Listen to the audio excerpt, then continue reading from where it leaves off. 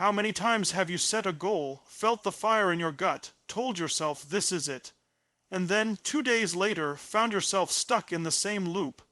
You've got ambition, you've got vision, but somewhere between the intention and the execution, something snaps. You get pulled into noise, notifications, busy work, mindless scrolling, not because you're weak, not because you're lazy, because you haven't been taught the truth. Focus isn't natural in a world built to distract you. Let's get something clear. Distractions aren't the enemy, they're just the test. The real question is, have you trained yourself to pass it? Focus isn't about force, it's not about trying harder. It's about getting strategic. It's about learning to command your mental environment the same way a titan commands the battlefield, with clarity, with intensity, with absolute conviction.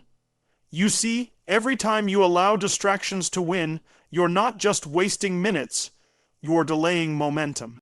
And momentum is what separates the dreamers from the finishers.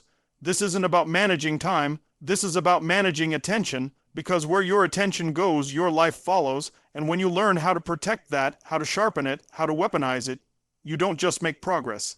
You dominate. Everybody wants to be focused when it's convenient, when they feel inspired, when the stars align. But that's not how champions operate. That's not how top performers build anything lasting. Focus isn't something you stumble into, it's something you train. And the problem is, most people are chasing motivation when what they really need is discipline, because motivation is a spark. Discipline is the fire that keeps burning long after the excitement fades. Let's break it down. Focus isn't about feeling ready. It's about showing up regardless. Most people have it backwards. They wait to feel focused before they begin. They wait to feel clear before they commit. But that feeling, it rarely comes, and when it does, it's temporary. It disappears the moment things get hard. Real focus is built by what you do, not what you feel. You don't need more hype. You need more reps. Think of it like this. Your mind is a muscle. If you haven't trained it to sit with discomfort, it'll jump at the first sign of boredom. If you haven't trained it to stay on one task, it'll crave novelty every 5 minutes. And if you haven't trained it to prioritize what matters, it'll chase everything that doesn't. Training means repetition. Training means staying when your mind says leave. Training means leaning in when your old pattern tells you to run. The reason most people feel distracted all the time isn't because they're broken. It's because they've never practiced staying. In this world, distraction isn't a glitch, it's the default. And the only way to rise above it is through intentional, consistent discipline. You've got to decide, this is the time I focus, not when it feels good, not when it's convenient, every day. Now here's the hard truth. Discipline isn't sexy, it's not flashy, it doesn't go viral on social media. It's quiet, it's repetitive, it's uncomfortable, but it's also the most powerful thing you can build. Because when you develop discipline, you don't rely on anything external to get moving. You don't need the playlist, the coffee, the right mood. You decide, you move, you act. Discipline is doing the thing especially when you don't feel like it. And every time you do that, every time you choose action over excuse, your identity shifts. You go from someone who wants focus to someone who owns it. That shift, that's the beginning of transformation. It starts small. Maybe it's sitting down to do focused work for 25 minutes with no interruptions. Maybe it's turning off your phone while you create. Maybe it's showing up at the same time every day even when nothing's flowing. Every time you follow through, you build trust with yourself. You send a message to your brain, we do hard things. We finish what we start. We focus no matter what. But let's be real, it's not easy. Your brain will fight it. It's wired for efficiency, for comfort, for distraction, and the world isn't helping. It's throwing dopamine traps at you all day long.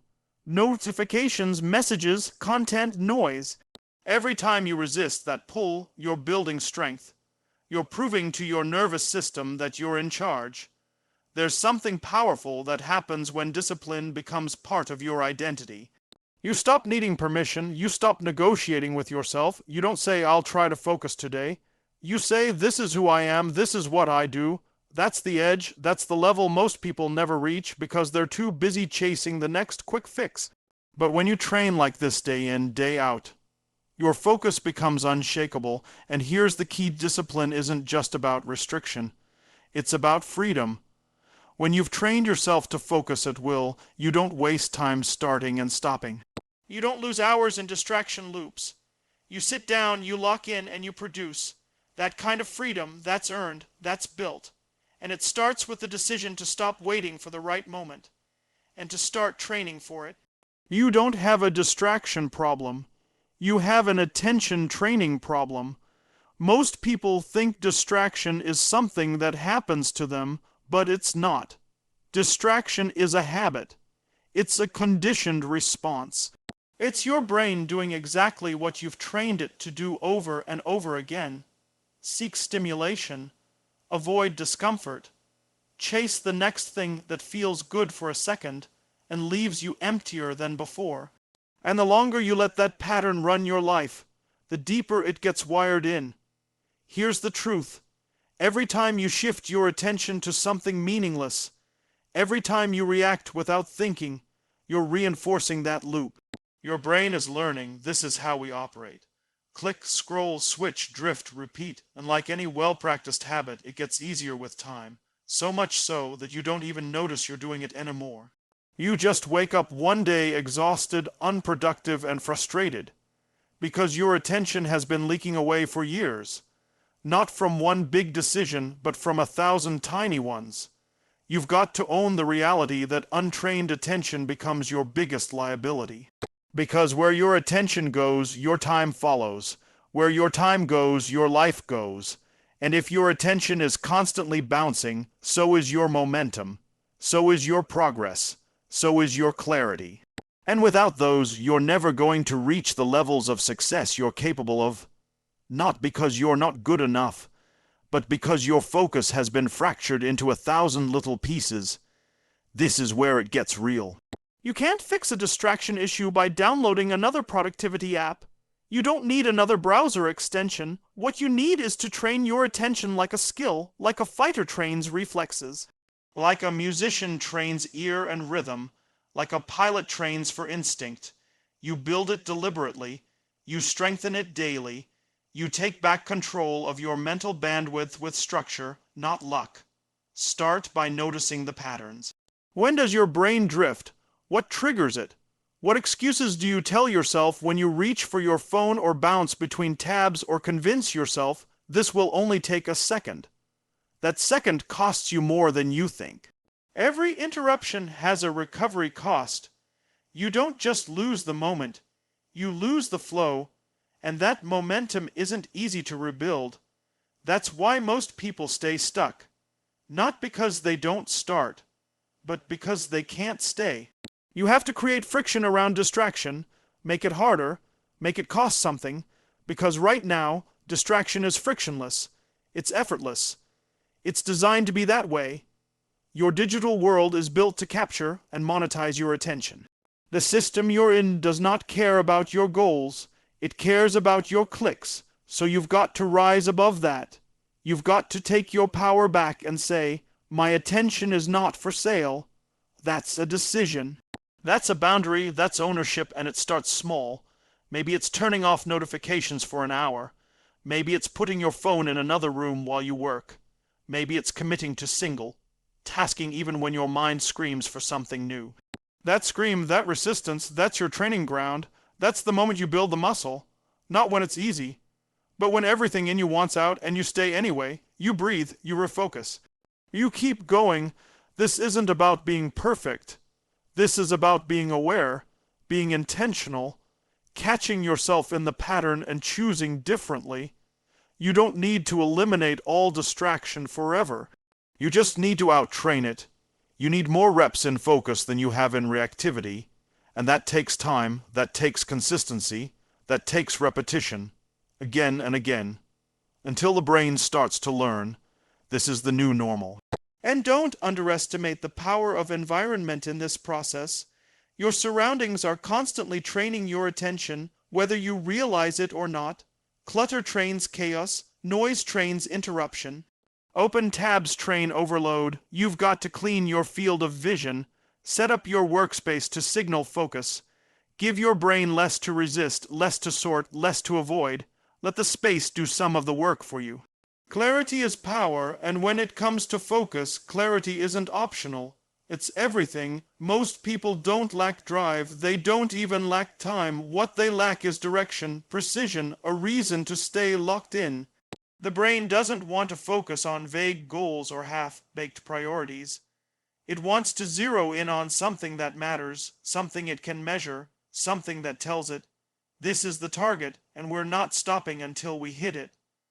Without that clarity, your focus wanders. Your energy scatters, and you end up exhausted from being busy all day, with nothing to show for it. You can't dominate your goals if you don't know exactly what they are. You can't fight distraction if you haven't defined what deserves your attention. When the path is blurry, every detour looks like an option. But when you're crystal clear, when the mission is locked in, distractions lose their grip. They stop looking like possibilities and start looking like poison. That's the edge. That's the difference between people who start and people who finish. Clarity doesn't show up on its own. You don't stumble into it. You create it. You carve it out of confusion with effort and honesty. You ask the hard questions most people avoid. What exactly am I trying to achieve? Why does it matter? What would winning look like today, not next year, not 5 years from now today? You define success on your terms with specificity. Not be more productive, but write 500 words before 10 a.m. Not grow my business, but make 5 sales calls before lunch. That level of clarity forces the brain into action. It removes ambiguity. It builds momentum, and here's where the shift happens. When your mind knows what to do, and more importantly, why it matters, resistance fades. Not because the task gets easier, but because the path becomes visible. And the brain is built to follow direction. Give it a map, and it'll go. Leave it in a fog, and it'll stall. That's not weakness. That's wiring. You're not fighting your brain. You're just not leading it. The clearer the target, the sharper the focus. It's like a sniper locking in on a target through a scope. Every breath, every movement is aligned with one objective. There's no room for doubt, no space for noise. Everything irrelevant disappears. That's what clarity does. It shrinks the chaos. It cuts through the fog and says, this is what we're doing right now. And your brain listens. Clarity also creates emotional leverage. When you're clear on why something matters, you're more willing to fight for it. You're more likely to push through the discomfort, to stay in the deep work, to resist the pull of quick wins and easy escapes. Vagueness kills drive, it dulls urgency, but clarity is fuel. When the purpose is strong, the pain becomes tolerable. When the reason is real, the resistance gets quieter. You've got to build the habit of clarity into your routine. Don't just start your day with a to-do list. Start with intention. What are the top 3 outcomes you want to achieve today? And why do they matter? Ask yourself what success would look like, not just what tasks you'll check off. Clarity is not about doing more, it's about doing what matters with focus and intensity. You don't need 20 priorities. You need a few that actually move the needle. And clarity isn't just about tasks, it's about identity. Who are you when you're focused? What kind of standard are you setting for yourself? What version of you shows up when you're locked in and dialed up? Get clear on that. Because if you don't define it, the world will define it for you.